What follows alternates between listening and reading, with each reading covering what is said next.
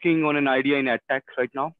Mm-hmm. And from the sessions point of view, I'm looking forward to understand the market because uh, primarily I think that the clear understanding of your market is very important, and especially at the early stage, because accordingly the product development can be done in a better way.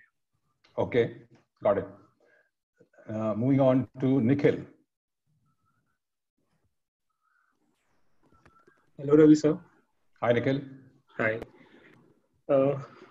My startup is basically we are small bag delivery. We are in Bangalore, and we do hyperlocal deliveries within Bangalore.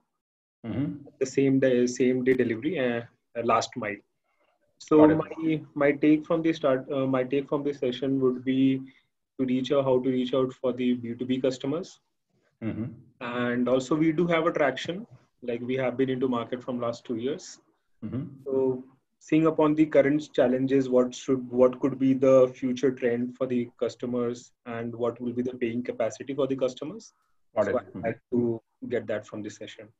Okay, sure. So hyperlocal is the happening thing right now, and so we'll try and specifically address that. And in case I do miss, just remind me, and I'll stop in between and ask you specific specific questions based on the topic that is getting discussed. Okay, great. Sure. Raj Shekhar.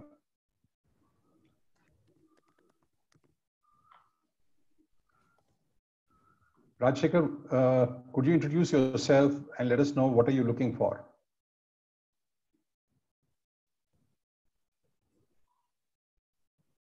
Okay, let's move on. Ramanathan Vinayagam. Hello? Hello. Could you hear me? Yes, we can. Yeah, my name is Rajesh Shekhar. Basically, I'm a mechanical engineer and but working in the oil and gas professional. And 20 years I was in abroad and worked for Middle East countries and North America, Canada and all. So now just 1 week ago, just I come back to India. And now actually I am looking for is, as we all know, this COVID challenging things and all. Especially from North America as well as Middle East countries nowadays, they are looking for some digital things, especially for this oil and gas. So okay, I'm interested in that, sir. Okay, so you plan to start something? Yes, sir, certainly. Okay. Moving on to Ramanathan Vinayagam. Morning, Ravi sir. Morning, everybody. Morning. Yeah.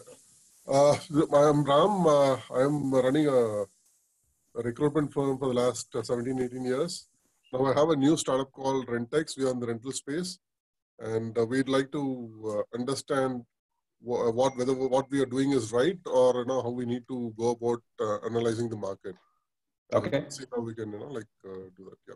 Thanks. Sure. So Ramanathan, this will be preparation for your coach insight. Yeah. Thanks. So next is Richard A.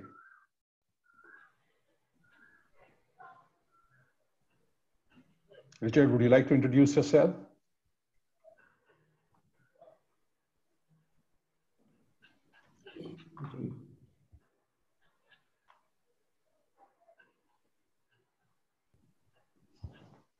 You can move, sir. Okay, we'll move ahead. Okay, next is RSP. RSP, would you like to introduce yourself? Am I audible? Yes. Yeah, you are. Hi, Sudhir. Hi. We are thinking of an idea in organic space, like aggregation of organic space, which is really like a booming sector, I would say, and still a less penetrated sector, I would say. So in this space, we have done some market survey, but how do we arrive at the pricing, like whether to go with the commission or with the subscription? This we are not very clear about. That would be the takeaway. Very clear whether your business is B2B or B2C. It's a B2C. It's a B2C business. Got it. Okay. Then Ajay Sachdev. Ajay, we have probably, you've attended multiple workshops. If it's the same Ajay. Ajay, would you like to introduce yourself?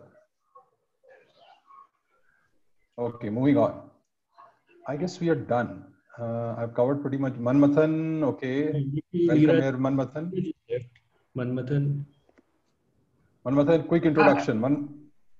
Yeah, I am Manmathan. So we are into training space. So we help freshers to get employed. Okay. Neeraj. Biswa Mohan Mahapatra.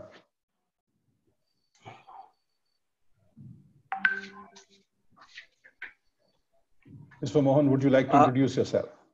Yeah, sure, sir. I am a project manager at Philips, Bangalore. So, in fact, just wanted to join into hear from the panelist. So, nothing specific, but wanted to hear things around on this topic. Okay, great. So, I think we can start. If I've missed anybody, please let me know. I'll be happy to reach out to you again. Dayal Praveen. Dayal Praveen. Neeraj and Dayal Praveen. Yep. Dayal, can you introduce yourself?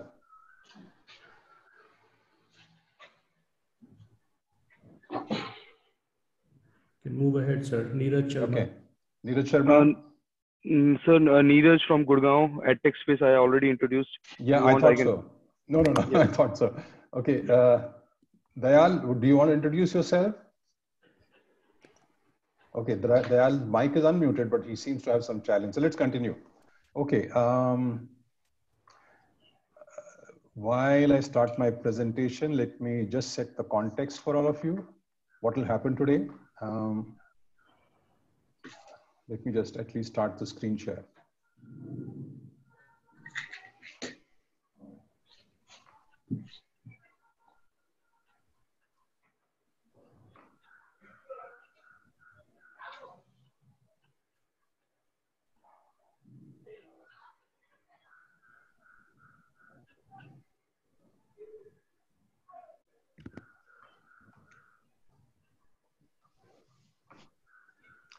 Can everybody see the screen? Okay, I'm not going to wait for a response, but if somebody can't see, please send a message and we will check out what's happening. Okay. Topic for today, generating revenues with right market analysis. So I think the term here, market analysis, is a bit of a misleading because it's very difficult to have a structured analysis initially for startups. So it's going to be more about process that you need to follow and what are the key aspects you have to keep in mind when you get into this. And I will approach it from two different dimensions. The first dimension is going to be how will your customer change at different stages of your evolution? And therefore, how will your positioning and messaging change? And at different stages, how do you look for specific customers?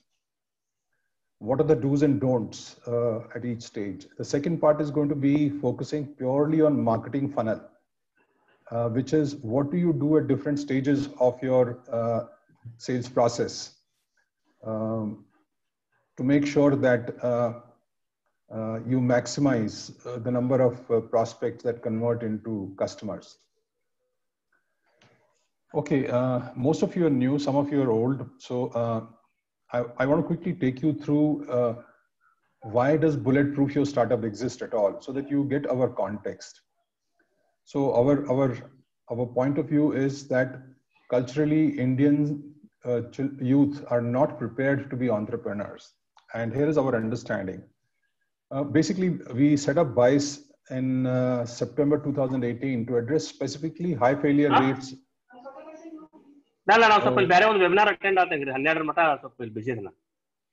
Sudip, can you put everybody on mute?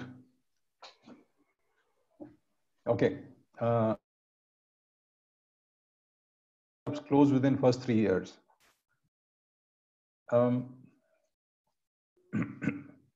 So the starting up premise, our starting up premise was that culturally Indian youth are encouraged to seek jobs rather than entrepreneurship. Consequently, they are not trained or coached to be one. They would rather do something rather than think, plan, and execute. Consequently, their ability to think through things and problems actually start figuring out market is because they don't have money. They can create small campaigns. We call it A/B testing. Or you can even just do plain surveys, create a small survey and there's a method used to essentially engage the customer so that he is tempted to respond to your campaign. And you could try 3 different campaigns and you could figure out, okay, which is the audience that is looking for benefits, who's looking for competitive advantage, and who's looking for novelty. So you start getting a sense of how your market is actually going to build, and Facebook is perhaps one of the best places to do this. So please read up on how do you do market research surveys on Facebook and make it the main tool for doing market analysis. But please use the Rogers technology adoption curve learning to design your campaigns. I'm going to pause here and invite questions. Ram has a question. What is the title under which you're explaining Rogers Tech adoption curve? I'm sorry, the question is not very clear. Ram, could you please explain? Basically, I was just looking at the previous slide. I missed the previous slide, you just passed through. So I just wonder under what surmise are you explaining this curve? Okay. So Ram, here's the challenge. Because you are doing something nobody has done before. See, if it's a conventional business, it's easy to predict the market. Yeah. So for example, Ram, in your case, if you just kept renting air conditioners to businesses, there is nothing new in it. It's simply a question of how aggressively can you reach out, connect with the customers and convince them that you are going to give better service. So your differentiator is going to be probably service and price, right? There is no competitive advantage that you can push. You can only push benefits. Unless you do something to your proposition where novelty comes in and people say, oh, wow, this is something different. So for example, if you get a AC design which specifically filters, I'm going to give you a crazy idea. I don't know whether it's possible or not. It specifically filters COVID virus and traps it in the filter. Here is something new. Now you will have to start thinking, how do I find customers who are ready to experiment? Who are the innovators? And typically you can make out an innovator by looking at his website, going to his office, you can figure out. So this technology adoption curve essentially helps you figure out the nature of customer you will focus on depending on nature of your business and the stage of your business. Does that answer your question? No. So, what I actually wanted is, what is the previous slide said something which I missed. That is what I'm asking for. So anyway, okay. Yeah. So anyway, to answer your question, we are okay. So what will be a journey be like? Correct. So it's what's your journey? This was the previous slide. We were saying, okay, what is your journey going to be like? Yeah. Okay. That is what I asked. You missed the slide. Okay. Just to answer your questions. I mean, we are not a product manufacturer. We are only a product renter. So we are not here to innovate on the product. We should think of innovation in the way we rent or the kind of products we rent. Correct. So service and pricing would obviously be the key. And apart from that, we are intending to rent some products which are not available in the market, which people are not thought about that can be rented. That is the idea. So here's the thing. That's the novelty part. You're going to do something different, which has not been done earlier by anybody, right? Yeah. So now you don't even know what the customer is going to be, how to find the customers who will respond to that product, right? You'll have to start. So you'll have to specifically look for innovative companies who are innovative or individuals who are innovative, who are ready to experiment. So essentially the point that we are making here is that the nature of customer need changes depending on whether it's an innovator, early adopter, or early majority. So innovators will respond to the newness, to the novelty of the experience. And I've seen this time and again. I mean, your best bet is to, if you're starting something afresh, whether it's a service or a product, and nobody has done it before, look for customers who are innovative. Okay. And your whole campaign can be designed in a manner that it appeals to an innovative customer, because innovative customers will live with a half-baked product as long as they get a great experience. Okay. But early majority will not live with a half-baked product. For example, if you're coming out with a new product and your process is not very well defined for that product, you will find that the early majority customers will start rejecting your product, your service. They will try it, they'll find your process is not well defined, they will return it. Because early majority looks for predictability. They don't want surprises. Right. So Rogers technology adoption curve helps you understand customer behavior at different stages. Okay. Okay. Any other question at this stage? Yeah, so we have two detailed questions from Praveen and Priyanka on the chat window. Okay, let me have a look. Chat.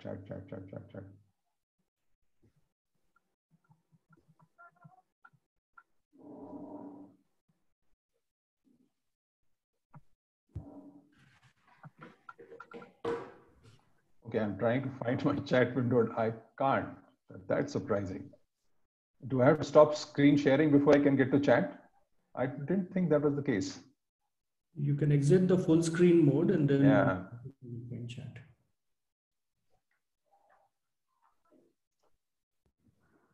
Okay.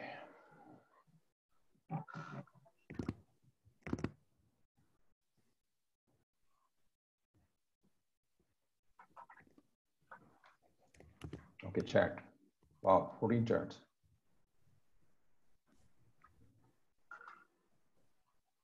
That's really detailed. Priyanka, could you unmute yourself and maybe we can converse about the question? Small bag delivery. Question. How do we do these campaigns? We have tried doing these surveys many times and we have tried reaching people. Can you tell me, Priyanka, I don't think you introduced yourself. So help us understand your business. Yes, sir. Hello. Yeah, Priyanka. Yeah, hello. Yeah, We hi, can hear sir. you.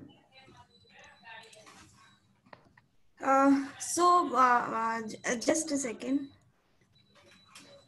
I think Nikhil represented small bags delivery when the session started. Okay, so maybe that's why he was not introducing himself. Hi, sir. Priyanka here. Hi. So I'm from Small Bag Delivery, and we are into last mile logistic. We provide urgent deliveries. We are a Bangalore-based company. So we actually, we always try to do these surveys because the costing which we have kept is kind of something which we have till now, we are generally into B2B. So we target businesses to provide them services. And here the costing always, there are some people who are willing to pay extra, and some people to have their item delivered and safety, securely, and all those things they want. And some people want in a very less cost in some other aspects. So here we all, and plus to know people mentality, we always try to do these campaigns and surveys. But to know what kind of price they are willing to and what is their actual mentality to have a last mile delivery for their business. But we have reached out to almost we have our Facebook page is a group is in the group of 60 plus member of these many groups, and LinkedIn also we try to reach out.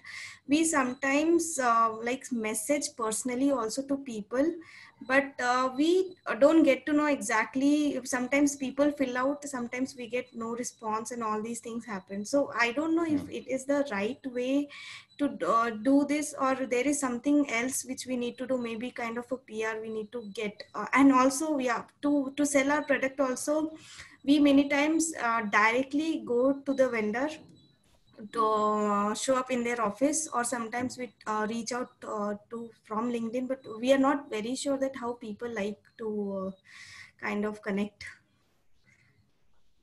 Okay, so give me a moment.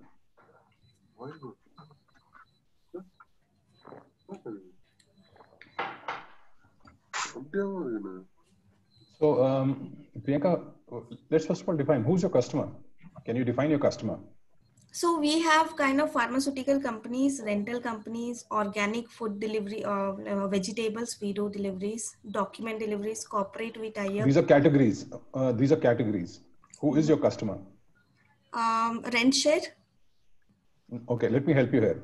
Yeah. You could say my customer is the unorganized small and medium sector company. My customer is a large shopkeeper. My customer is tier 2 mall.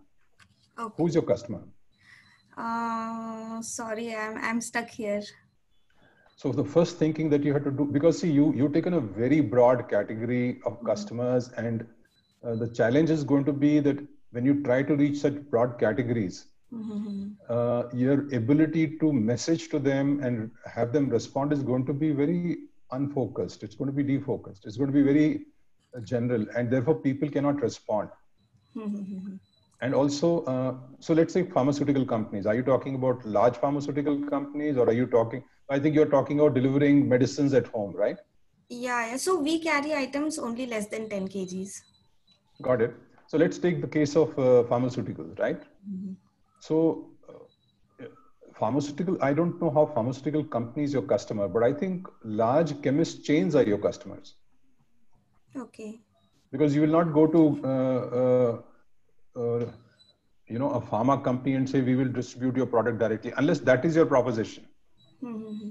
Are you telling pharma companies that, hey, forget your retail network, I will distribute your product directly online? Is that what you're saying? I don't think so.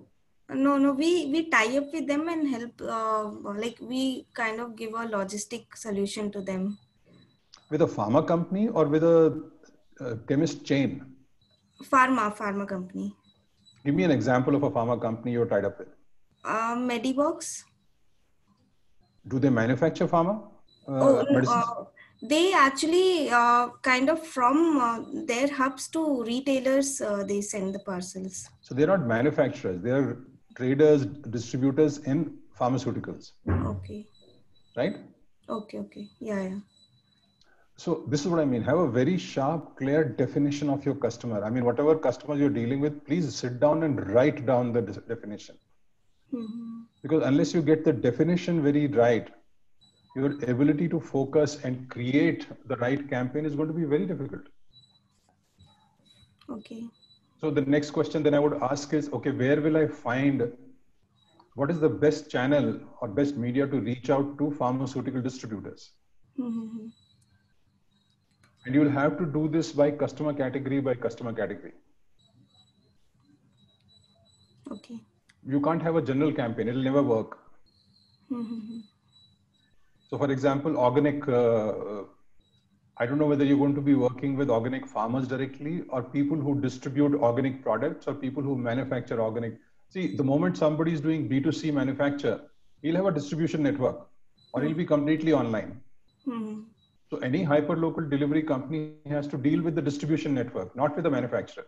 So you'll have to bring that thinking into your business and then start seeing, okay, this customer segment, I will have to approach in this manner. Okay. Can't be universal. Okay, I'm going to move on to RSP, organic products, food, cosmetics, etc. is yet to be adopted by customers, and retailer is looking for someone who can promote on their behalf. We can be the channel, help in pushing organic customers who's unaware. And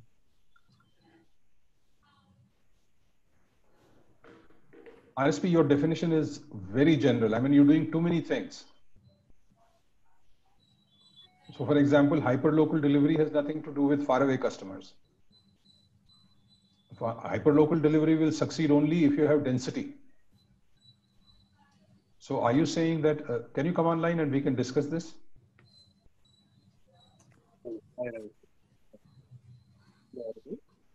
Yeah, RSP. So I think I read your last line. Swiggy, Dunzo is more focused on last mile delivery. They're not focused on organic. So your focus is organic.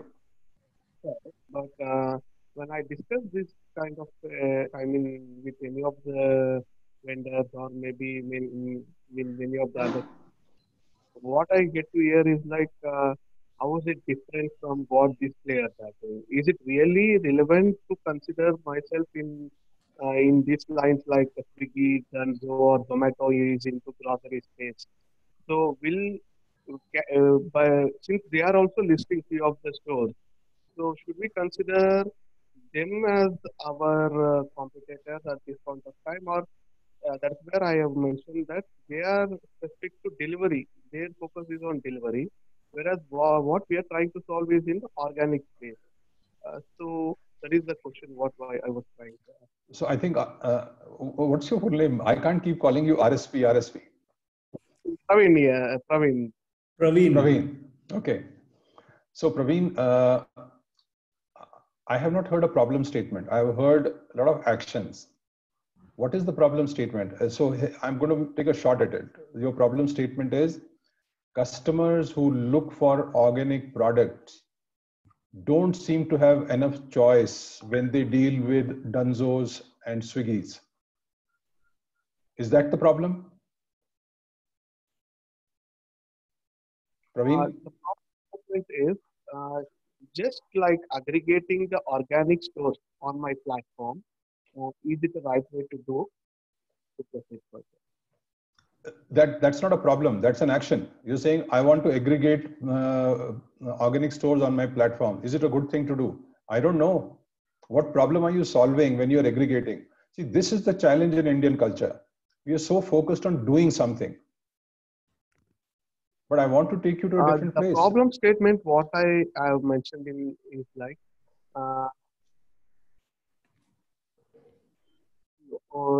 can I explain the problem statement? What I hear please from do. the customer? Please do, and don't use more than one line. Don't use a paragraph. If you can't define it in one line, then it'll never be sharp. Okay.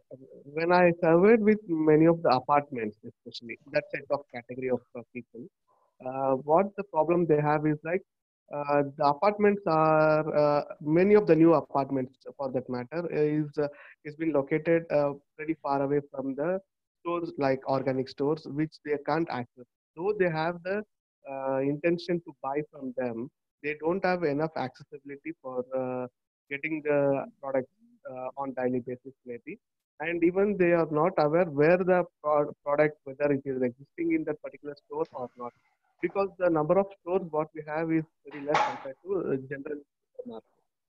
So that is the problem statement what we are saying, like if I have a platform wherein I can check the availability. Stop, Praveen, stop solving it. Stop solving it, because your problem definition is again a couple of paragraphs. You will never be able to build a solution for that. I'm going to restate it for you. And if I have misheard you, please correct me. Those apartment blocks which are remote don't have access to organic stores and don't know where to buy it from. This is the problem statement, right?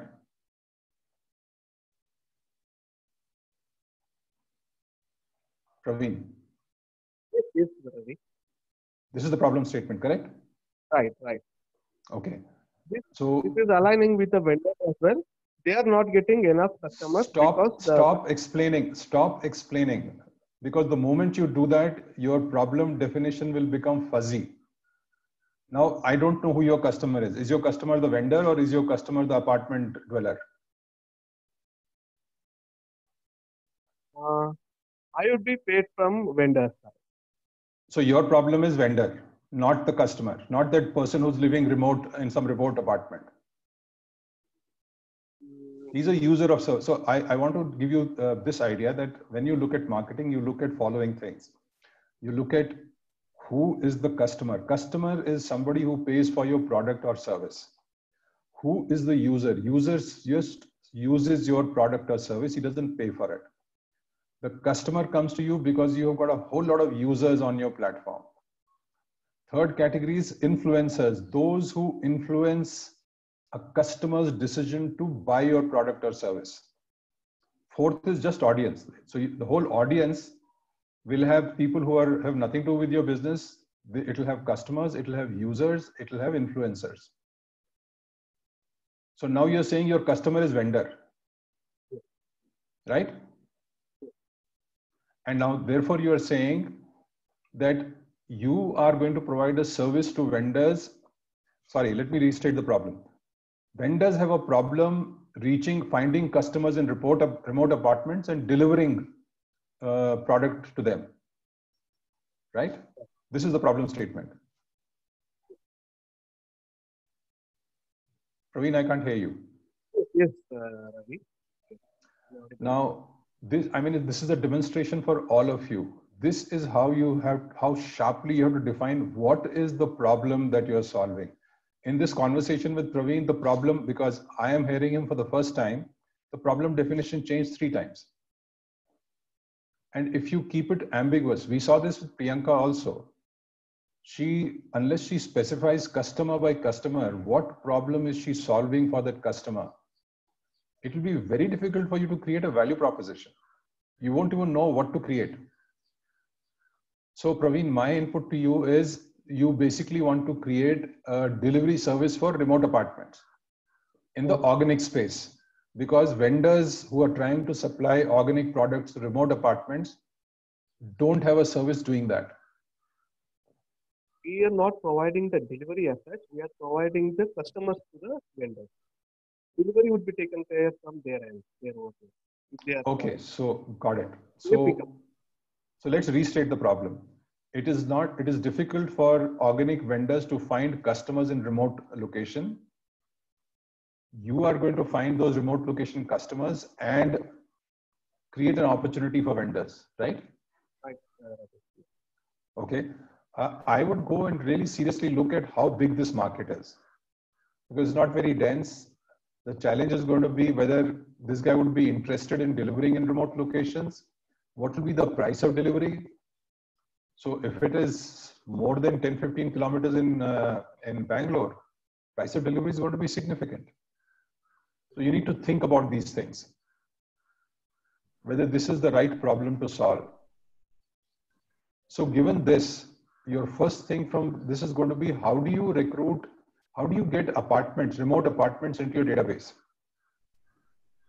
How do you find these remote apartments? You can find that out from the Bangalore map. You can actually go to government and figure out what apartments have been registered where, because apartments have to register somewhere. You can get a list of apartments.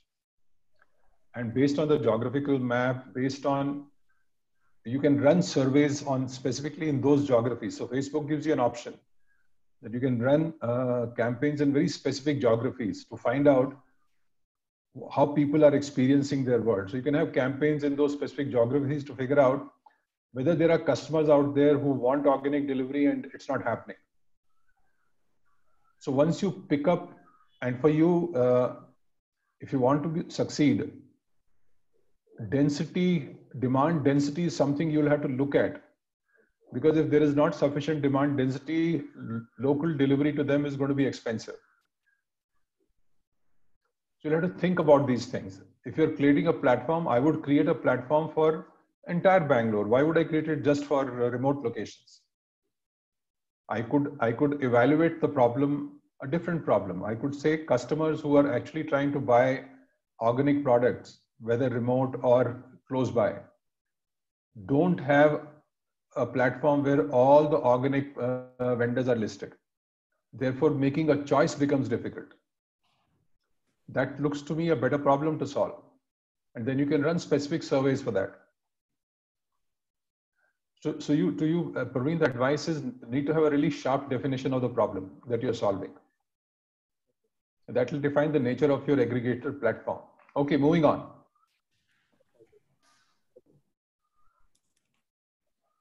Deepak, I guess the adoption will also be function of ticket size. Depends on the nature of business, Deepak. So does that mean you skew your survey also accordingly? Okay, very good question. A fantastic question. I really want to answer this.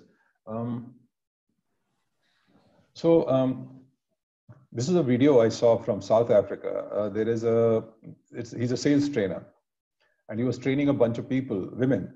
And one of the women, she was a makeup artist. Makeover. She was a makeover artist. She could help women do makeovers. And her challenge was that compared to other makeover artists in her region, she was charging 500 rands and rest of the people were charging 300, 350 rands. So this trainer did a small exercise with her. So he says, okay, I am a woman, I'm coming to your shop. So let's play that role play. And I'm going to take you through that role play because it establishes a very important point. So he pretends, okay, I want a makeover. And she says, yeah, great, I can give you a makeover and it's going to cost you 500 rands.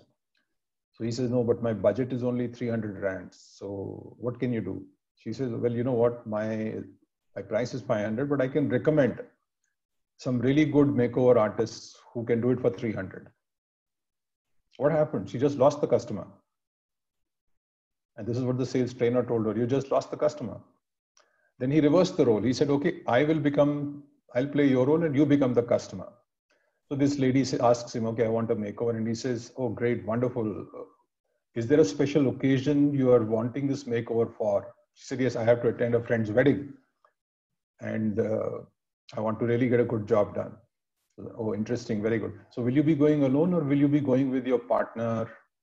She said, no, I've separated from my partner and I'll be going alone. He said, oh, I see. So will your partner be attending the wedding? She said, yes, he will be there. So, I see. So what kind of makeover do you want? Do you want a makeover where you really want to make your partner regret that he lost you? You want him to feel jealous? She said, yes, of course. She said, I can make that happen for you. But to make your partner feel that, it's going to cost 500 rands. And so what happened different? The conversation was not at all about price. It was about value. This is another big mistake we make. We never think or talk value. Customer never buys on the basis of price. Price he uses only for raising objections. Customer buys only for the value that you create in his mind. I want to give you a couple of more examples which we actually cover in our early stage marketing workshop. Those of you who have used Move Cream. Move Cream is used for any kind of body ache, body pain. The campaign actually is a beautifully designed campaign. Typically it'll show a husband-wife couple. Something is happening, the wife is working in the house or wife is doing something and she gets a backache. Typically I think almost all they show, she's got a pain in her back. And then here is the key that the campaign designers have used. The husband walks in and says, "Kya hua? Move laga do?" What happened? This is no longer about move. This is about a caring husband. If you look at the campaign, nowhere in the campaigns do they tell you what is the ingredient of the move or what is the price of the cream. But they create an emotional engagement. It's about husband and wife playing together or doing whatever, and this happening and husband becoming very caring. Why does this work? Because most women, survey shows, feel that their husbands, their sons, the men of the house don't really take care of them. Check with your eyes. See what she says. This is what the advertising agency used, this one feeling. And Move Cream started selling like hotcakes. It is never the price. It is always how do you establish your value proposition. And what did I say about why people buy? They will buy either for novelty or for competitive advantage or for benefit. So at the end of the day, it's a question of how does the value of novelty or the competitive advantage or the benefit get established in the customer's mind? This is what will determine how you will message when you're doing your surveys? So Deepak, it's not about price. It's not about ticket size. It's all about value communication. So we'll have to go a little deeper into your specific issue to figure out, what is your value? How are you communicating it? Unfortunately, this time is not enough to cover that level of depth. Deepak, does that answer your question?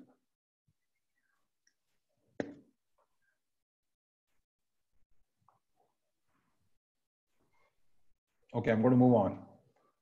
Pujan Doshi. Hello. Okay. Yeah, Deepak. Ravi, can I answer that? Yeah. So yeah, what I was trying to say is, I mean, for example, what I was trying to ask was that the decision-making process of acquiring a new product would also depend on the ticket size of, the product or something that you buy.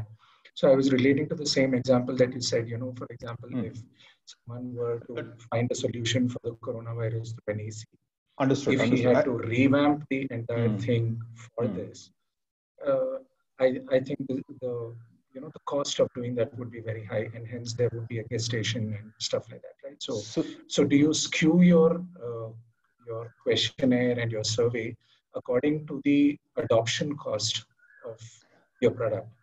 So here's the thing. You can buy an SUV for so-called SUVs for 10 lakhs, and you can buy an SUV for 55 lakhs. Okay. Right? Correct. And the point is, at every price point, there's a customer. Right. 10 lakh SUV also sells, and 55 lakh, and 1 crore SUV also sells. True. So if price was the key, how come you have customers at all price points? The thing is, the size of the market will change. At 1 crore, the market just becomes smaller, and therefore your marketing techniques, marketing methods will change. You can afford to actually go to the person's house and sell to him at 1 crore. And if you go and observe campaigns that expensive SUVs use, those campaigns are very different from campaigns that Kia or SUVs in that range, 10 lakh to 15 lakh range use. Sure. So at the end of the day, Deepak, it's a question of you having a very sharp, so your price point is a reality. You are stuck with it, right? Unless you do something fantastic and you get scale and you can reduce the costs. Price point is the reality of your business. Therefore, it also defines the nature of customer and the size of the market. But if you try to twist just so that you find an easier adoption, you're going to have a challenge because at some point in time the customer will feel that the communication that was made earlier is not exactly what the value product is delivering. And when he thinks this, he is going to think in terms of what is the price you communicated, because in his mind you need to establish value first, and then he will figure out if this is the value, this is the price I'm ready to pay. Go back to that example of that makeover artist, and she was willing to pay the way he presented, the way the sales trainer presented it. 90% cases, people will pay that extra 200 rands, and that's 40% more. Not 40, on 300, 200 is 66% more. So price points are something that will probably determine your customer base, customer size, nature of customer. So if you do design that AC and you build in some really special filters, and you find that it's adding 20,000 rupees to your product, almost the cost of an AC, the customer will change. So for example, when ACs were selling for 18,000 to 20,000, Hitachi was selling at 32,000. People still bought Hitachi. Hitachi had its market because the kind of quality proposition Hitachi brought to the table was absolutely different. So there are brands available where quality is out of question, where the price is at least 30-40% more. They still sell. So each product, based on the value that it's delivering at its price point, will establish its own market. I would not advise skewing your approach based on price, because then you may not get the right market. Or you may initially get a certain market and you make your plans. So let's say initially you get a sense that it looks like you can reach out to 50,000 customers, but when you actually start communicating, you find that it drops to 5,000. So you'll make wrong estimates. You'll spend more than what you should have spent.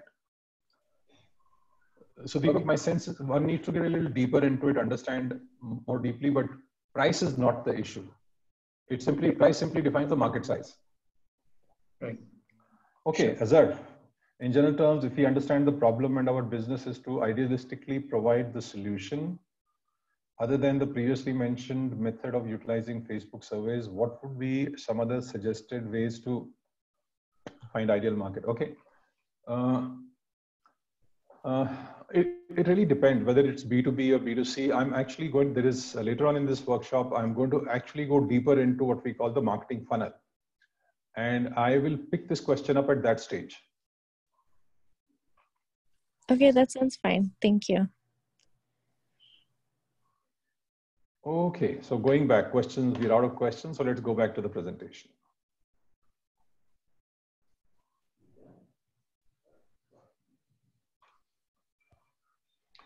Okay, enough time spent on this. Let's move on.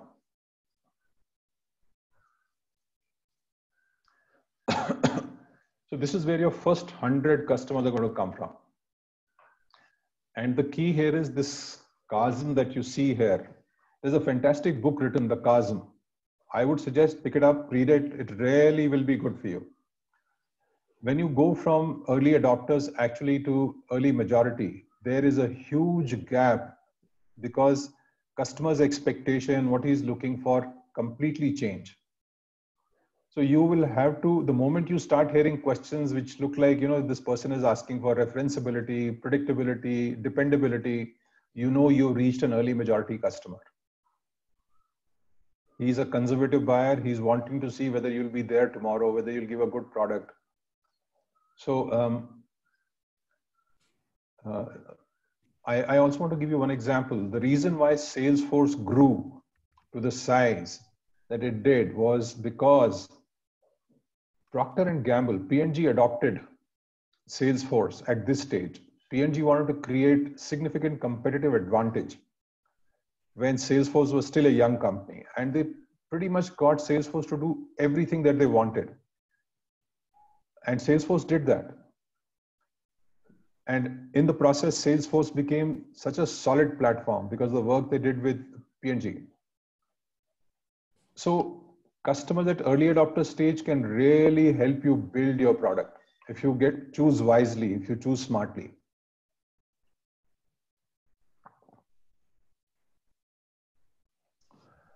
How are we doing on time? We are sitting at 11:20. Okay, I want to finish by... guys, I'm not going to spend too much time on this because this takes another 10-15 minutes to explain, but I want to largely tell you that in your journey, you will cross 5 chasms. And the entire Bulletproof Your Startup strategy is based around helping you cross the 5 chasms. The first chasm is customer development, where you're trying to find innovators who can work with your MVP. And once this starts succeeding, you will validate your MVP. And you will start creating a vision. Okay, this is probably what my company is going to be. And you will start expanding your product roadmap. So your this should drive your product roadmap. Don't create your product roadmap here. Don't do this. You create it here. When you are trying to actually, you got success with at this stage, this is when you start creating your real product roadmap, because you would have got enough feedback by this time about what people are looking for.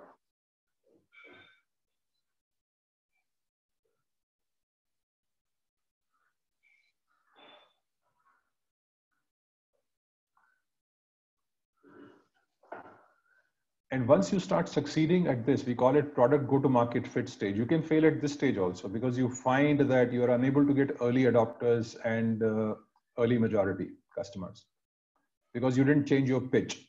You didn't change your positioning. And So you have to be working there. You'll probably hire a sales team at this stage, which starts pushing your sales. So having crossed this chasm successfully, you will then start focusing on building a business model, which means figuring out how you're going to make money, figuring out your systems and processes, and sharpening your value proposition from plain simple product roadmap to making it a solution.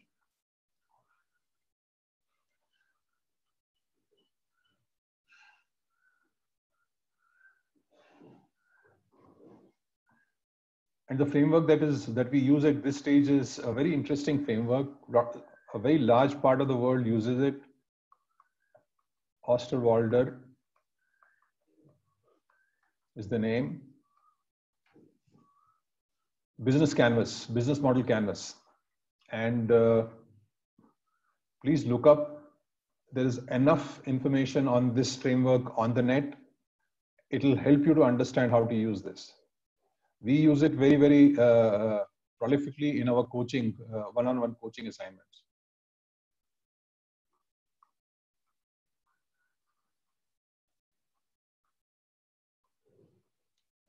Okay. After you have, so you would have started discovering your early majority customers at this stage. And this is when you actually start working on your real go-to-market strategy. You will have other strategies earlier. We call it GTM1, which is happening here. Then you'll have a GTM2, which will happen here at this stage. But your real go-to-market strategy to approach the majority of customers is going to happen at this stage.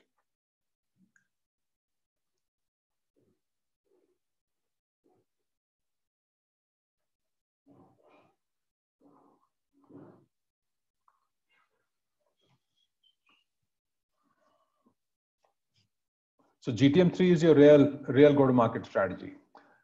Companies fail at this stage also because they're unable to create the right strategy to maximize their opportunity with the majority of their market. And finally, growth. Okay, your market strategy worked.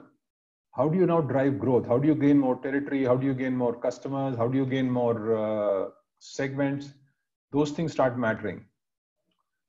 So these are the 5 chasms that you will face in your journey. Our deep coaching model essentially takes you through this entire process by us consistently working with you on strategy, on operations, and then helping you define metrics, and then working with you on reviewing and fine-tuning your operations plan and your strategy.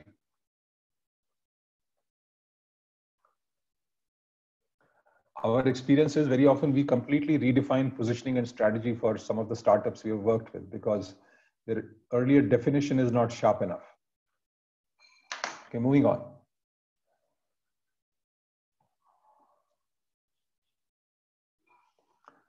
Okay, this was setting the context. I now want to come to the marketing side.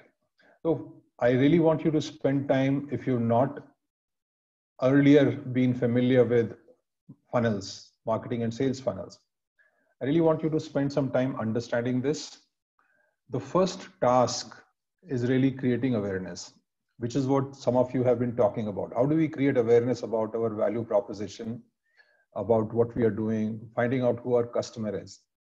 And what we have been consistently emphasizing is that have a very sharp problem statement ready. What is the problem you are solving? Go back to the startup definition that we gave you right in the beginning.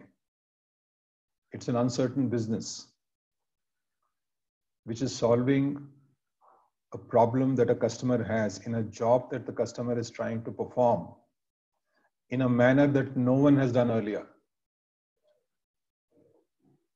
And once you successfully solve the problem in a manner no one has done earlier, then figuring out your business model and then growing at a pace and creating an opportunity to generate humongous future profits. Please don't forget that definition because that becomes extremely relevant in keeping you focused.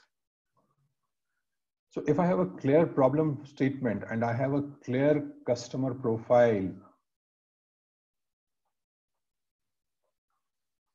remember customer profile will come from two places.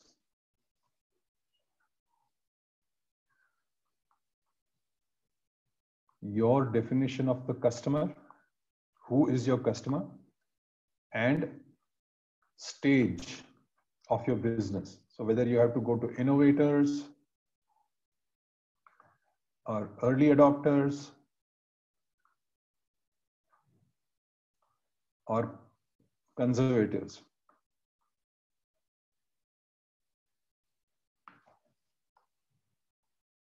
You must have very clear idea about this in order to generate awareness. Otherwise, your targeting, your positioning will not be sharp and you will not get a good response.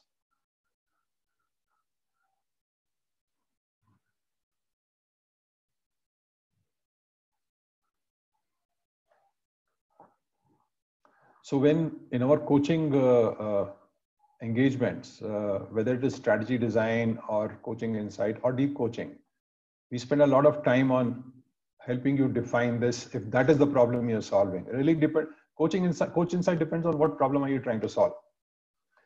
The strategy design will be for any one of those 5 stages. We go deep and help you figure that out, how to solve that problem. And in deep coaching, we actually work with you to define your complete sales and marketing funnel. What are you going to do at various stages? So let's kind of go deeper now into examining what is it that you'll be doing at each of these stages. And how will you look at your market and make sure that you are really doing your best, you've optimized for all these stages. So awareness will be followed by interest. So once you make him aware, he might get interested and send you a response. Once he sends you a response, then you have to get him to do consideration, start evaluating your product. And if he likes it, then he expresses intent to buy. After which he will evaluate your proposal and see if the value proposition is worth the investment. And if it is, he purchases. So this is the whole process. And let us see what market analysis would you need to do at each of these stages. Let's first look at B2C.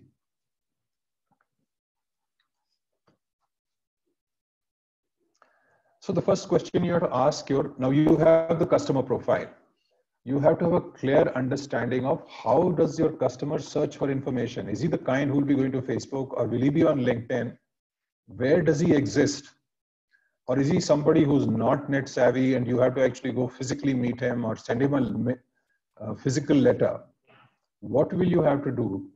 This will come only if you have customer profiling done very sharply. If this is weak, you will never be able to figure out how to reach him. And this is what the question we tried to deep dive into with Priyanka and with Praveen.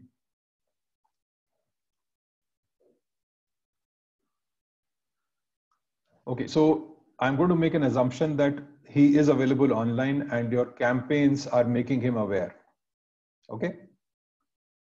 Now, how do you educate him about your product? This is where most startups, Indian startups, fail. They very seldom leverage technology.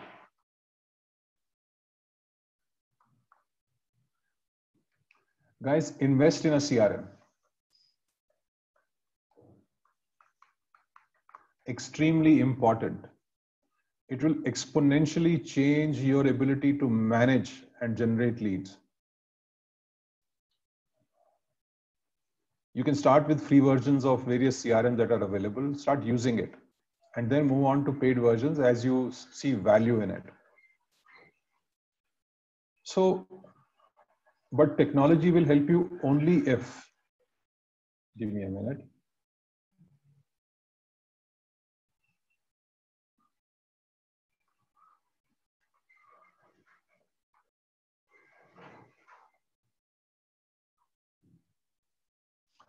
Technology will help you only if you have done very sharp customer segmentation.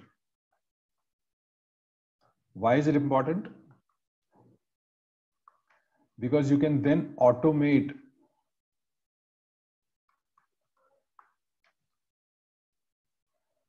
the process of connecting. So which means whatever interaction you create, if you're not capturing information about the customer, what does he want, what's he looking for constantly, you will not be able to automate the process of connecting with him. Those of you who subscribe to any service or any content from an American company, I mean, I personally subscribe to a number of them, and I'm amazed at how evolved their communication process is. What are the kind of different mails they send to me at different stages to keep me engaged, to bring me back to their platform. And they have figured me out. I mean, they know what I respond to. Constantly by tracking what did I respond to in any interaction, and at what stage I exited from my website, which campaign did I respond to, what was the aim of that campaign, everything is tracked. This is where technology will really help you to analyze your customers, because you don't have the money to do it the way a big company does. Actually, big companies are also switching to technology now, because doing it online makes it so simple. The next stage is, how do you give him information in your process electronically? Keep talking about your product and keep mapping back the value for him. The next thing he's going to do is review and compare. So I find very interesting that some of the products and services that I have tried to use, they give you comparison with other companies. The reason they do it is they don't want you to leave their website. So don't hesitate to create comparisons which can be delivered to a customer. Because whether you like it or not, he will go and check.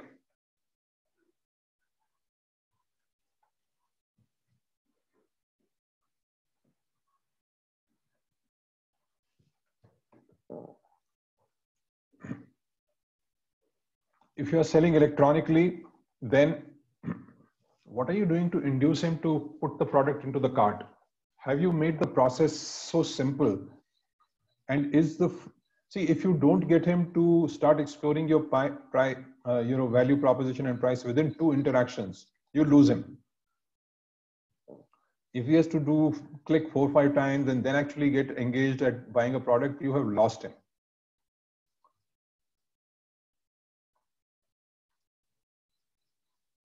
So you have to figure out how do you induce him to quickly put the product into the cart. So for example, if you're doing online, create wish lists. Let the person create a wish list. Amazon does this very successfully.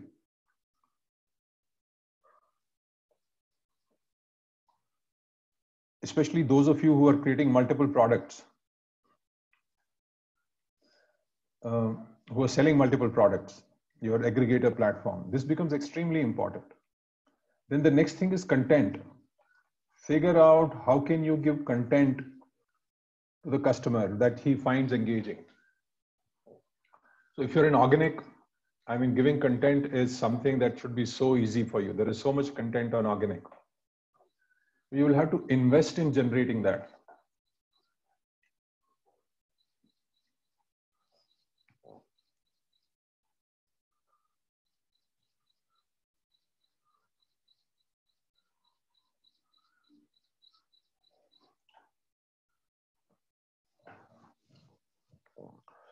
Then review shopping cart evaluation and go to checkout. So you need to track, is a customer trying to go to checkout? Did he drop out at checkout? So a lot of websites, the moment the mouse starts moving towards the right-hand corner, they immediately pop up a window saying, hey, before you leave, could you? So they realize that they're using technology to realize that this person is leaving without ordering. And they immediately bring up an interaction and take a question from him, have him answer something. Why is he leaving? So most of us fail to create websites which are very interactive or processes which are technology driven and very interactive. Because unless you have that fine-grained data, your ability to convert customers to actually maximize revenue is going to be very difficult. You can't keep doing this manually. You have to get out of that mode where somebody picks up the phone and talks to a customer. That has to be minimized. We can take questions on B2C for about 5 minutes here, and then I will go to B2B.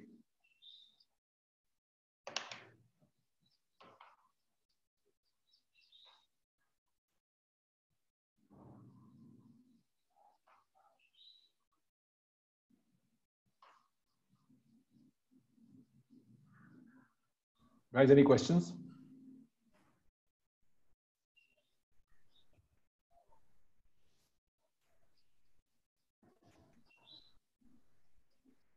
Okay, I'm assuming there are no questions and I'm going to move to B2B.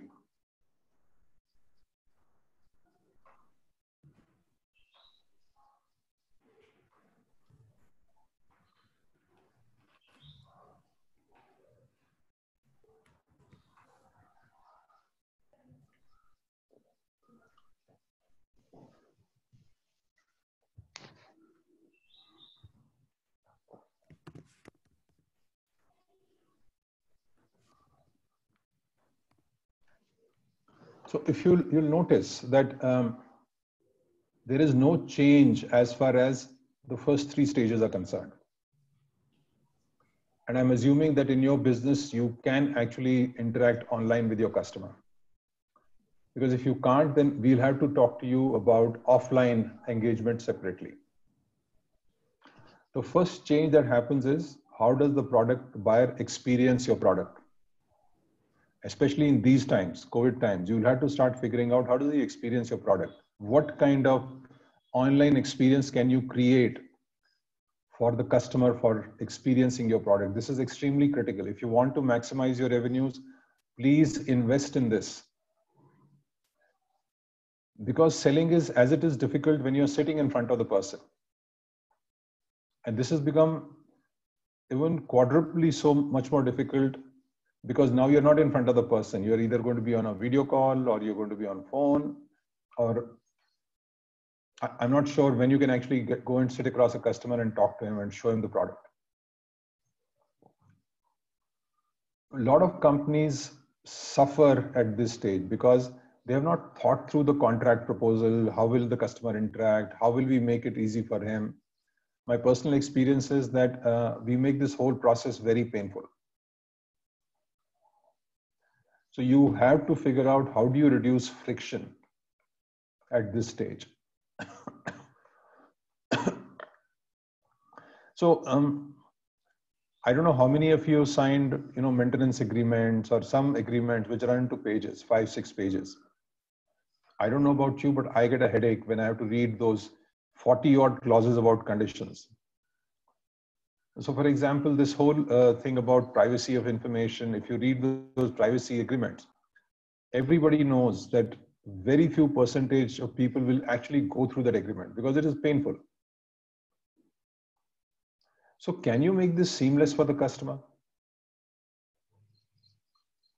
Very critical. So these are things which you will never realize, but they affect your sales. So if you're tracking, at what stage you lost how many prospects, you will get a sense that, okay, that stage is not correct. That stage is not working for you.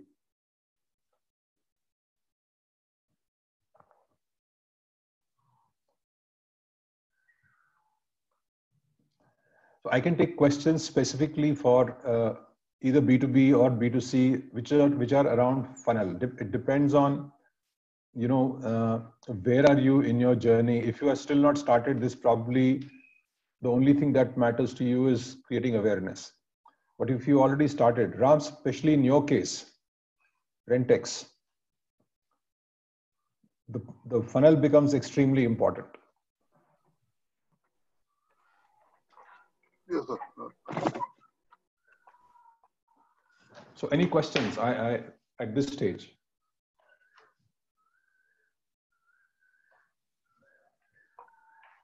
Now, in B2B, typically in our segment, the product demos are not going to happen. Okay, yesterday I had an experience where a church wanted to rent an AC. There was an inquiry for tower AC, and when I called him, he said, I want a tower AC. I said, do you want tower AC or a portable AC which you can shift from one place to the other? He said, yeah, portable AC will do. And then it so happened that we freezed on the price, and we said, he said, I want it now itself because tomorrow we have a church gathering. Every Sunday we do, and this is going to happen. And when eventually we did send the product, he says, our hall is huge. Okay, we did tell him that this will not suffice for the entire hall, and he said, no, only for the pastor we need it. So we sent it, and then he saw the product and he says, no, it's too small. We wanted a tower AC. So the product demo becomes difficult as far as renting is concerned, especially when the timeline is too short. So he calls me at 7 o'clock and I give him the product at 8 o'clock. And then, getting the product demonstrated, it's going to be done. I understand. So first of all, yeah. So we took back the product and we said, okay, we'll send a technician to, assess the requirement properly. And then next week, probably we can do that before their next Sunday gathering happens. Yeah. Tell me, sir, your comments. So 2 questions. First of all, 1 point. Your product is not the AC. Your product is the renting service. Correct. Right? So your focus should be on how do I make my renting service product painless and friction-free, both for the customer and yourself. Correct. So here are some crazy ideas at you. Why will you not think about creating, how did this customer come to you? He came online or somebody reached out or you called him? How did it happen? I think he came to my website probably through JustDial or, probably he searched on Google and came to my website. Got it. So why will you not create an interactive experience on your website where he can enter the room or, he can send you a picture of the room or dimensions of the room and you can create a virtual reality? I got those information over phone in terms of, what is his requirement. And, he said it's a huge hall. I said it will not suffice a huge hall. So I told him point blank at that point of time, it's not going to serve the purpose because the hall is about 4,000 square feet or whatever. And this will not do this purpose. Then he said, no, you send the portable AC is only for the pastor who is addressing the gathering. I understand. So my question to you is, let us assume out of the entire prospect base, can you get a certain percentage of customers who are tech savvy and who can engage with some software you create on your website where, the size, dimensions can be taken, virtual reality experience can be created, simulation can be created. Today, tech can do all this for you. Is there a certain percentage of customers? Most of my customers do not, if I ask them the room size, they're not able to tell me also. So it's a normal 2 BHK, normal bedroom, normal size. So, whereas, that makes a big difference. For them, what is normal for them may be huge for the, other person. So, 15 by 12 is normal for them, but then that will require 1.5 ton AC, whereas a 10 by 10 is a new normal today, as a small compact bedroom. For that 1 ton will suffice. So, making them understand, even count the number of tiles on the floor is a problem for me.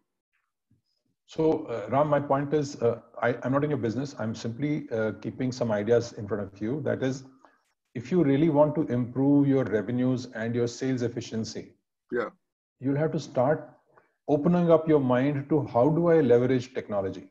Okay. Because if you don't do that, it'll be manual selling and you will never be able to optimize that. It will totally depend on how much time Ram is willing to give every day or can give every day to calls. Correct. Yeah. So I think one of the first steps you'll have to take is how do you leverage technology? If you really want to improve your revenues automatically, I'm saying even if 10% audience starts responding, let's say you invest today 50,000, 1 lakh in doing this tech. And even if, let's say, 15% of your prospects start converting faster, that 1 lakh payback will happen in a defined period of time. But the customer experience will become fantastic. True. Yeah. That is how you're differentiating yourself. So probably you are dedicating a form or something which the customer can fill in straight. But then I don't want to keep it too big also, too boring for the customer to fill in the form. That is what my thought process was earlier. Ram, I don't think there's a ready solution. You'll have to sit down and look at what the customer experience is, what are the questions he's asking, and then start figuring out from there. It will change from product to product. The questions that you'll get in AC are not the questions you'll get for laptop. True. So, but Fine, if you work on this, my sense is that you'll be able to improve your sales efficiency and increase revenues. And also that this becomes critical data for you from market analysis perspective. You're tracking what questions people are asking. Today, if I asked you, can you give me a consolidated list of questions that you've been asked by anybody who rented AC? You'll not be able to do that. You'll have a general idea. True. But once you, so for example, another company that I work with, Unnati, we have recently started a series of workshops, which will run for 52 weeks. And we started looking at the data to see who's registering, what is their profession. And we found that this is a life coaching program. And we found that about 20% of the audience was women. And a very large percentage were doctors. So we started exploring, okay, why are 20% women getting on for life coaching? What is their specific need? And then we started examining why are doctors getting onto our platform? And that itself is giving us a lot of intelligence. Tomorrow, if you have a database on which you get a list of 1,000 people who had actually entered a form and tried to figure it out, you have a list of prospects.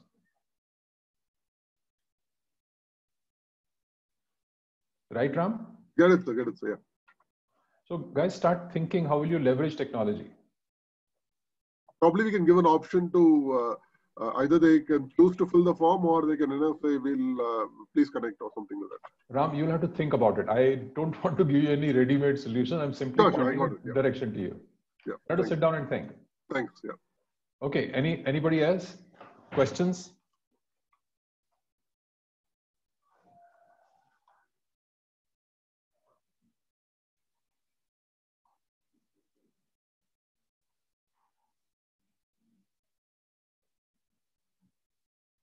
I think I can take up Kiran's question. There is talk that B2B customers are targeted using B2C channels. Is it relevant? What's your take? As in TV advertising for B2B products? Okay. So here's the thing, Kiran. The thing with B2B products is when you promote them, you have to figure out how do you make an emotional story around it. And there is a small clip I show, which is a Vodafone ad. So Vodafone Business Services are promoting their services for SME entrepreneurs, small shopkeepers, inviting them to come online using Vodafone Business Services. And they have created some really beautiful ads. Let me see if I can show you one. Give me a minute.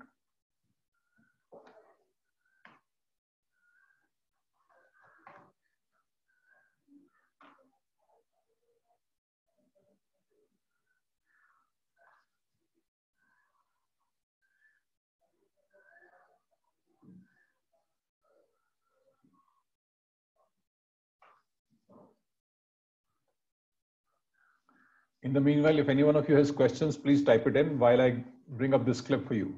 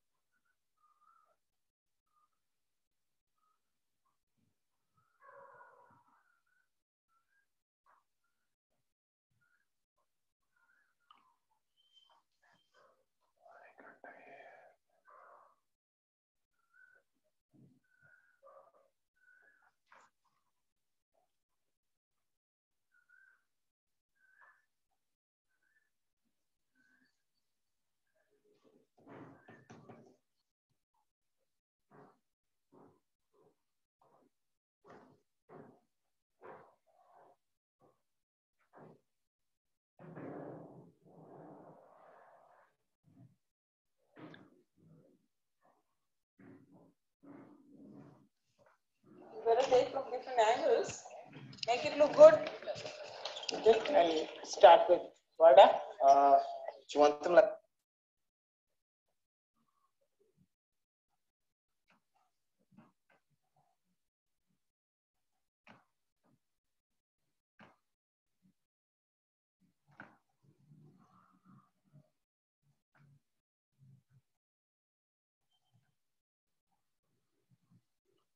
So guys, you have to tell me whether you can hear this. Take from different angles. Make it look good. Okay, and start with Vada. You want them like that? No? Come on the other side. For that. Have you taken that? No, I'll add more. Can I try something? Sure. This is really nice, Bala. Now I keep Venga Sambar here. I don't upload this now.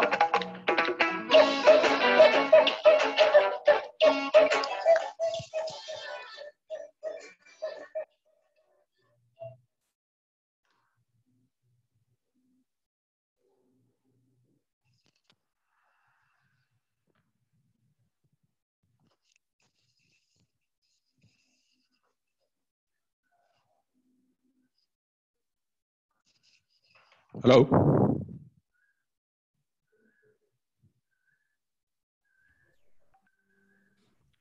Yes, sir, you're audible. Okay, could you guys see the video and hear the sound?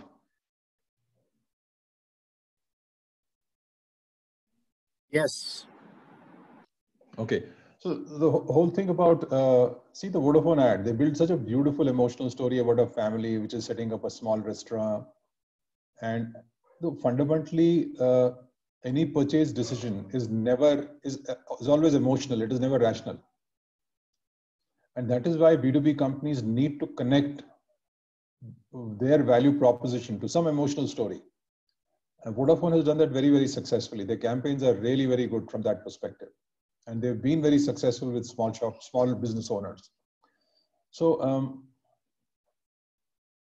okay, there's a couple of questions. So, to answer your question, is it worthwhile connecting B2B customers on B2C channels? B2B customers are also individuals. They exist somewhere on some channel. They may be on Facebook, they may be on LinkedIn, they may be on any other forum. The thing is, you have to find out which channels, media does your customer visit and exist on. So customer profiling becomes very critical.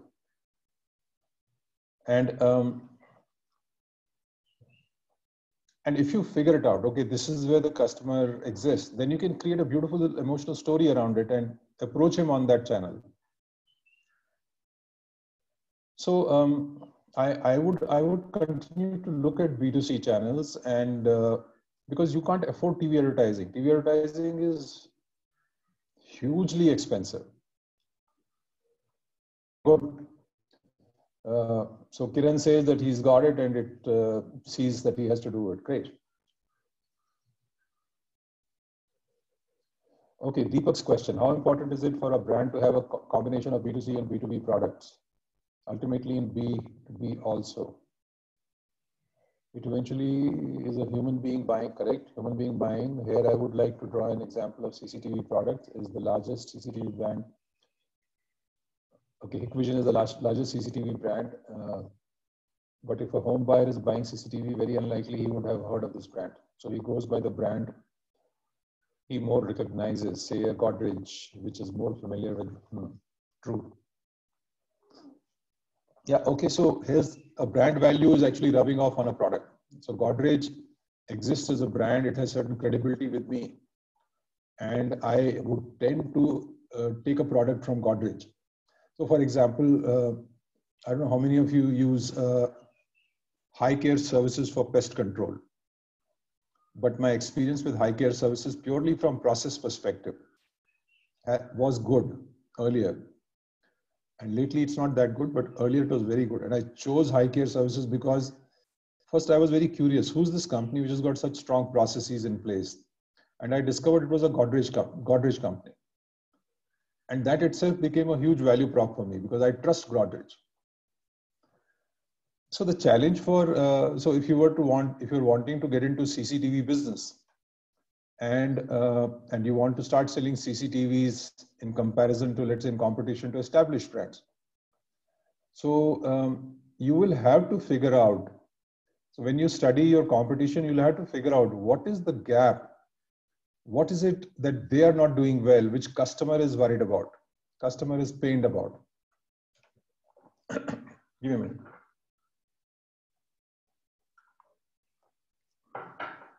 I'll give you an example. One of the most crowded markets is the DO market. Extremely crowded. Companies fight for 0.5, 0.1, 0.2% market share. Companies exist with total of 2 to 2.5% market share. In this crowded space, about 3 to 4 years ago, Fog came in. And what did Fog's tagline say? No gas, only perfume. Where did it come from? Because when the DO finishes and you're pressing it, you hear a sound, but you get no perfume. And that experience of an almost empty DO can being verbalized by Fog in a campaign made Fog 17%, give Fog 17% market share in 3 years' time. So you can enter a highly competitive space if you figure out how to make the emotional connection by picking up a gap. It so happens that there are some campaigns, like how many of you remember the Fevicol campaigns? It isn't as if there are no better alternatives available. There are better alternatives available. In fact, there are adhesives which are stronger than Fevicol. But Fevicol has created such a huge image by creating, and constantly what they've showed you, what is the message? Jod jo kabhi na toote. And then they build an emotional story around it. Imagine an emotional story around adhesive. So that is what becomes extremely important. You figure out the gap and then you figure out how to position yourself using that gap. So Deepak, that's my answer to you. You can enter CCTV. There is not a single business you cannot enter. You just have to figure out what is the gap where you will enter, where you will create a play for yourself, where you will create an elbow room for yourself. Hope that answers your question, Deepak. I actually did not, I just used that as an example. I mean, the intent was not to say that I wanted to enter the space. I just used that as an example, saying that because Hikvision is the largest brand globally in terms of the space, the percentage of market share that they occupy. But if I were to go to an individual house owner who's probably constructing a house and wants to install a CCTV, he's not heard of the brand. So, which is why I asked, how important is it for a B2B brand to also have a B2C offering, primarily for that rub-off that it has in terms of a consumer brand identification. Understood. So Deepak, my question then would be, does Hikvision even need to connect with B2C? Because maybe their hands are full already with what they're doing. Correct. And they're growing at a pace where they really don't care. And home markets are lower ticket, more difficult markets to operate in. I'm not saying there's not a good market. It's a good market to be in because people buy value. But maybe it's not worthwhile for Hikvision to go there, at least not today. So it again comes back to the question, does it make sense for a person to have a small product portfolio specifically for the B2C so that it has a rub-off? Because ultimately, so what I'm coming to is the individual buyer, for example, might be a purchase manager of a large corporate. And the moment he does understand the B2C brand, that is going to influence his decision even for his company purchase. Right? So I think that I would address that question very differently. I would look at what is the business imperative for this business? What does this business need? So taking the same example, if it's a B2B business, right? And my revenues are growing at a pace that I had targeted. Right. I would not even bother. And if I do some kind of forward looking and I figure out what are the potential risks to my business in the next 3 years, I would then start figuring out that, okay, if my B2B business is going to plateau, then I either add more products to the portfolio which I can sell to the same customer. Okay. Or I figure out, can I take some version of my existing product to the B2C market? Okay. But it will come from the business imperative. What is your business imperative? Right. We never do bottoms up. Growth is never bottoms up. Growth thinking always has to happen top down. Okay. Operations thinking is bottoms up because you're dealing with day-to-day challenges, day-to-day issues. Right. Sure. Thank you. Oh, you're welcome. Anybody else? Any more questions? Because this is the end of the workshop. Kiran, is that a question for you? What you have typed? No, just a summarization. Sure. Oh, absolutely. Profiling has to be fine-grained. You'll be surprised how fine-grained it has to be. One shoe fits all is never going to work. And which is why we recommend, look, guys, automate, use technology, use leverage, measure. Data is going to drive your entire life, whether at home or at office.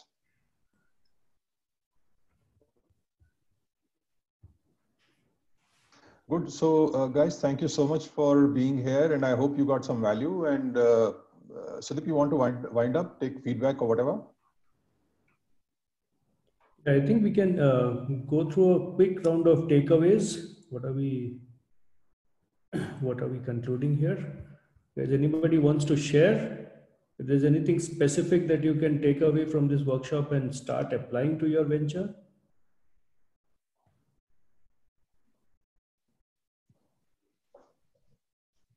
You can unmute all. Yeah, unmute all. Aman, let's go with you. Aman, any thoughts? Did you get what you wanted?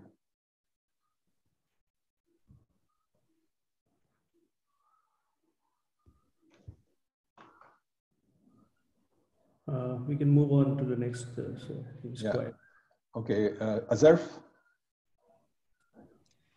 Yes, the actual segment where you talked about the market funnel, awareness, intent, and so forth, that was excellent.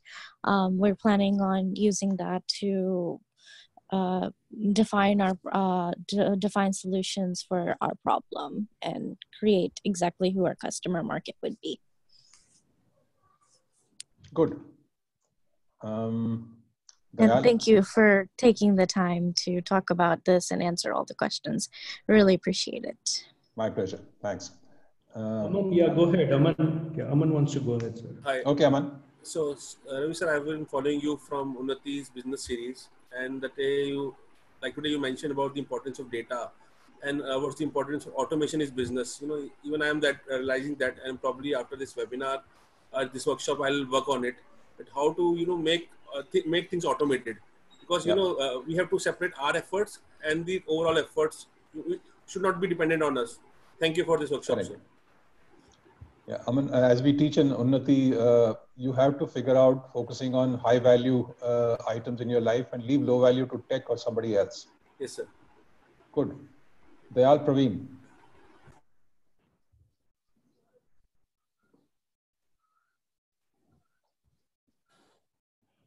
Yeah, Praveen, you're not audible.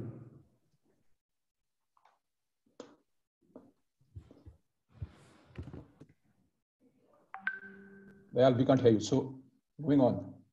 Deepak? Yeah, hi Ravi, thanks so much for the presentation. I think my biggest takeaway was the adoption chart that you shared. I think from some perspective, I'll really have to go back to the drawing board and figure out how I'm going to address the early adopters and the innovators and work on that in terms of the messaging as well. Thank you so much. You're welcome.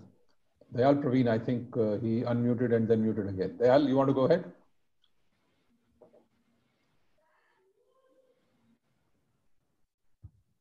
Okay, somebody called Indian. Still very silent. Okay, moving on. Kiran. Yeah, I just responded in the chat itself. Mm-hmm. Interesting insights. See, a lot of these businesses require deeper help and all that, right?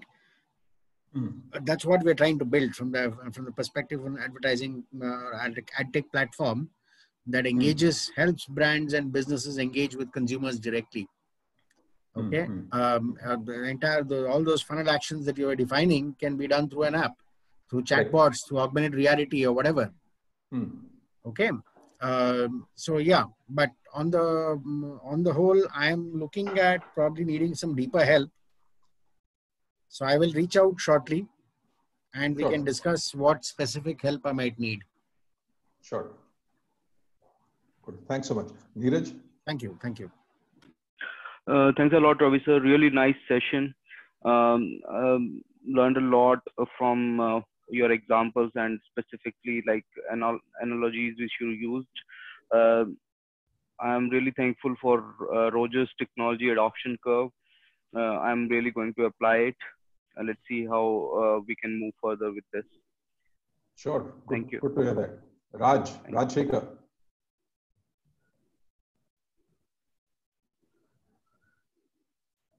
Okay. Varun Nagraj. Hi, sir. So I was very late for this workshop. So I got to know about this like some time back, but it would be really, really helpful for me if there's a recording that I could have a look at again. And I'm sure I missed a lot of interesting things. So if it's possible to share the recording, it would be really, really great. Thank you. It will be on YouTube, right, Sudhir? Yeah. Hi, Varun. If you could drop your contact details, I don't want to have your contact details, your email ID and phone number. We will post this on YouTube and you could take a look at it. That's great, sir. I've sent a message to you. Please have a look. Sure. Thanks. Okay. Thank you so much. Ram, how did it go for you? That's pretty good, Ravi sir. I mean, the insights provided made us think, especially the CRM advice. We were already exploring, and your points there reinforce that we have to look at some technology part sooner than later. So yes, we need to save our time for bigger deals, and let the technology automate the queries and things like that, which can save us a lot of time. Thank you, sir. Good. Guys, I want to give you one small tool before you go as a bonus. I want you to calculate value of your time. What I want you to do is put down a number that you should be making every month for yourself. Okay. And put down how many hours per day do you want to work and how many days do you want to work. Find out the total number of hours. Divide what you want to make every month by total number of hours. So if you're doing an activity that gives you return less than that number, it's a low value activity. Yeah, it is probably pretty less these days. So I know for a fact. That's the reason I'm looking at technology and people like you to set us in the right track. So constantly do this exercise, figure out value activities you're doing and find out solutions for low value activities to either a person or tech. Sure, yeah. You should be focusing only on high value activities. True. So thank you so much, everybody, for being here. Sorry, I've run over by 12 minutes, but we enjoyed. I hope you also enjoyed. We enjoyed talking to you. Thank you so much. Thank you, sir. Yeah, just to conclude, so you'll be receiving a message on the number that you have registered. If there's any kind of deeper support that you need, you could talk to us. And there will be a couple of contact numbers. One of that will be mine. And we could chat to discuss what more strategic insights could help you.